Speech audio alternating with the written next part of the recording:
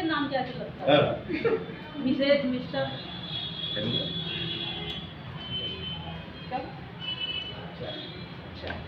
ये पढ़ने की और कस्टमर को बोल रहा हूँ कि सुनाना है, बुझाना नहीं है। अच्छा ठीक है।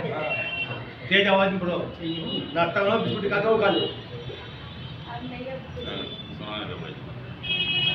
पहले मैं आप सबका आदाब करती हूँ और आप लोगों की आशीर्वाद से और दुआ से मतलब मैं चाहती हूँ कि मैं अच्छा कुछ कहूँ और एक शेर में पेश करती हूँ।